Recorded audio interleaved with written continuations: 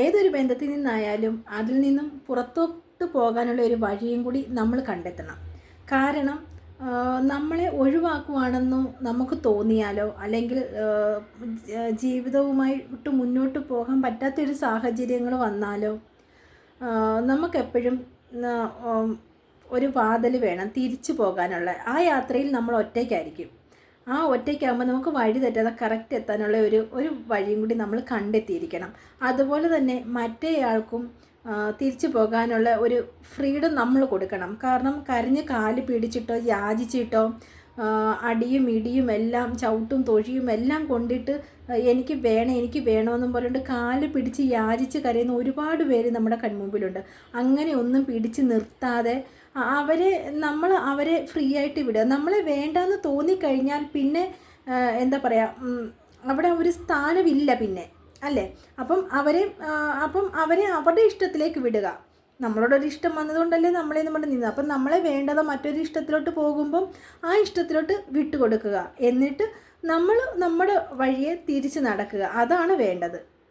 നമ്മളങ്ങനെ ഇങ്ങനെ പിടിച്ച് നിർത്തുമ്പോഴുണ്ടല്ലോ, ആ ഒരു അവസ്ഥ വരുമ്പോഴാണ് പലമാതിരി ക്രൈം നമ്മുടെ നാട്ടിലുണ്ടാകുന്നത്. കാരണം അവരവരുടെ സ്നേഹത്തിന് വേണ്ടി ചിലപ്പോൾ നമ്മളെ കൊന്നിട്ട് പോലും പോകും എന്നുള്ള ഒരു അവസ്ഥ വരും. അല്ലെങ്കിൽ അവർ പോകാതിരിക്കാൻ വേണ്ടി നമ്മൾ മാക്സിമം അവരെ എന്തെങ്കിലും ചെയ്തെന്ന് വരും. അപ്പം അതിൻ്റെ ഒന്നും ഒരാവശ്യമില്ല എന്നാണ് ഞാൻ പറഞ്ഞത്. ആരെയും കാല് പിടിച്ച് നിർത്തേണ്ട ഒരു കാര്യവുമില്ല.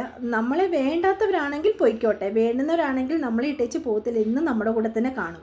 നമ്മളെക്കാളും ഇച്ചിരിയും കൂടി കൂടിയ ഒരു ബന്ധം കിട്ടുകയാണെന്നുണ്ടെങ്കിൽ ആ ഒരു ബന്ധത്തിലോട്ട് പോകുന്ന പങ്കാളികൾ വെറും സ്വാർത്ഥരാണ്.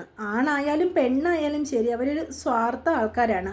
അപ്പം ഇത്രയും നിലവാരം കുറഞ്ഞ ഒരാളിൻ്റെ കൂടെ ആണല്ലോ നമ്മൾ ഇത്രയും കാലം ജീവിച്ചത് എന്നോർത്തിട്ട് നമ്മൾ പടിയിറങ്ങുക. അതാണ് ചെയ്യേണ്ടത്. അല്ലാതെ കണ്ട് എന്തായാലും പോയില്ലേ നമ്മുടെ കാല് പിടിച്ച് കരഞ്ഞ് യാചിച്ച് അവിടെ നിന്നിട്ട് കാര്യമില്ല.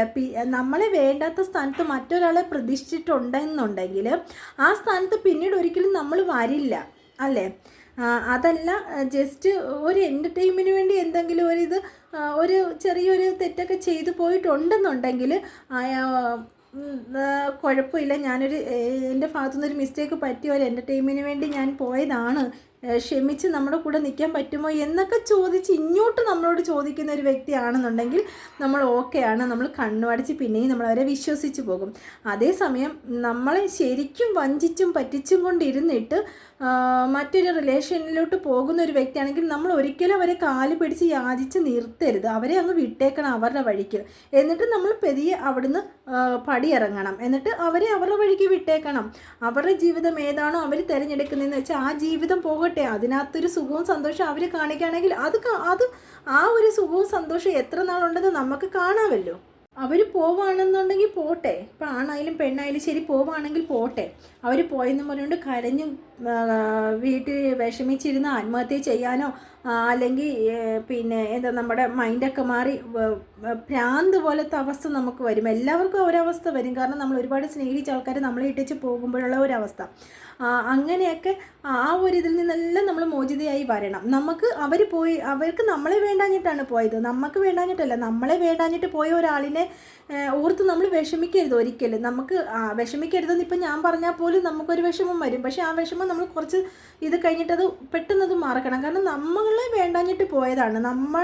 നമ്മളെ സ്നേഹിച്ചിട്ട് നമ്മുടെ സ്ഥാനത്ത് മറ്റൊരാളെ കണ്ടെത്തിയിട്ട് അവരേന്ന് പറഞ്ഞിട്ട് പോയൊരു വ്യക്തിയെ പിന്നെ നമ്മൾ കരഞ്ഞോണ്ട് ഓർത്തിരുന്നിട്ട് ഒരു കാര്യമില്ല. അപ്പോൾ നമ്മൾ ചിന്തിക്കേണ്ടത്, നമുക്ക് അച്ഛനുണ്ട്, അമ്മയുണ്ട്, മാതാപിതാക്കളുണ്ട്, നമ്മുടെ ബന്ധുക്കളുണ്ട്, മിത്രങ്ങളുണ്ട്, നമുക്ക് മക്കളുണ്ട്. ആണായാലും പെണ്ണായാലും നമുക്ക് മക്കളുണ്ട്. നമ്മൾ എന്ത് ചെയ്യണം? ഒരു കൊച്ചു ജോലിയൊക്കെ ചെയ്തിട്ട് അവരുടെ മുന്നിൽ അന്തസ്സായിട്ട് ജീവിച്ച് കാണിച്ചു കൊടുക്കണം. അതൊന്നും അത്ര എളുപ്പമല്ല എന്ന് എനിക്കറിയാം. പക്ഷേ എന്നാലും അതൊരു വാശിയായിരിക്കണം നമ്മളുടെ. എന്നിട്ട് നമ്മൾ ജീവിച്ച് കാണിച്ചു കൊടുക്കണം. വാശിയോടെ നിന്ന് എന്തും നമുക്ക് നേടാൻ പറ്റും, അല്ലേ? ഇപ്പം ആണുങ്ങൾ ജോലി ചെയ്യുന്നത് പോലെ തന്നെ പെണ്ണുങ്ങൾക്കും കടകളിലും ഇപ്പം കേരളത്തിലായാലും എവിടെയെങ്കിലും ജോലിക്ക് എങ്ങും ഒരു പഞ്ഞമില്ലാത്ത നാടാണ് നമ്മുടെ നാട്. എവിടെ ജോലിക്ക് പോയാലും നമുക്ക് പൈസ കിട്ടും.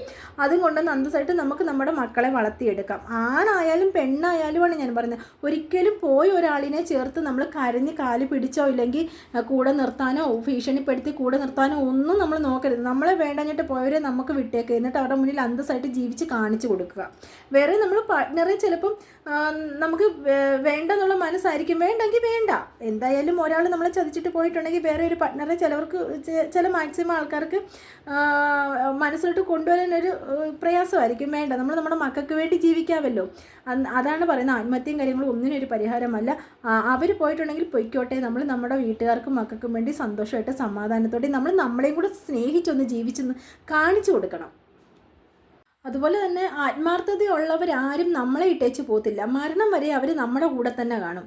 പിന്നെ സ്നേഹം ഇല്ലാത്തവരാണ് നമ്മളെ ഇട്ടേച്ച് പോകുന്നത്. കാരണം സ്നേഹം അഭിനയിക്കുന്നവരാണ് നമ്മളെ ഇട്ടേച്ച് മറ്റൊരു റിലേഷനിലേക്ക് പോകുന്നത്. അല്ലാതെ കൊണ്ട് നല്ല മനസ്സോടുകൂടി നമ്മളെ എന്നും പറഞ്ഞിട്ട് സ്നേഹിക്കുന്നവരാരും നമ്മളെ ഇട്ടേച്ച് പോകത്തില്ല. അവർ മരണം വരെയും നമ്മുടെ കൂടെ തന്നെ കാണും. അതുമാത്രം ഞങ്ങൾ ഓർത്താൽ മതി കേട്ടോ.